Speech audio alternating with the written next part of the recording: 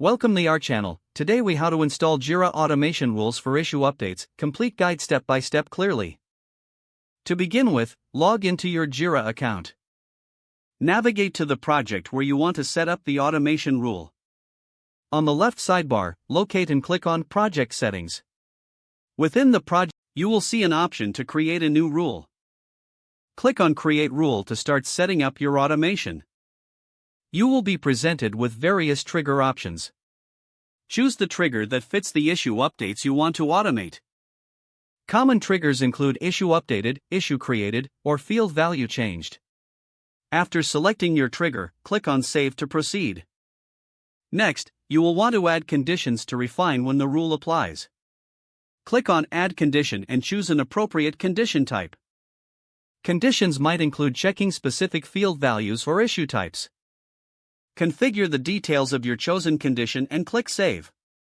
Now, it's time to define the actions that will occur when your rules are triggered. Click on Add Action to view available actions. Actions can range from sending notifications to updating fields or transitioning issues. Select the action that suits your needs best and fill in the required details. Once you're finished configuring the action, click Save. Review your rule setup to ensure all triggers, conditions, and actions are correctly configured. If everything looks good, click the Turn It On button. Your automation rule is now active and will run based on your defined criteria. To test the rule, make an update to an issue that meets your trigger conditions. Check to see if the actions you configured have been executed successfully. If adjustments are needed, return to the automation screen and edit your rule.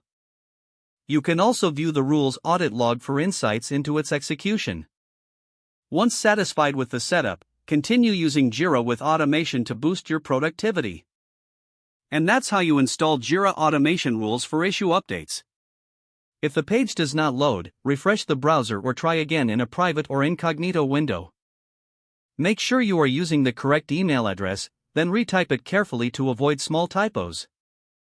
If your password is not accepted, use the reset option and create a new strong password you can remember. Check your spam folder for verification or security emails, then complete any requested confirmation steps. Don't forget to like this video and subscribe to our channel for more step-by-step tech guides.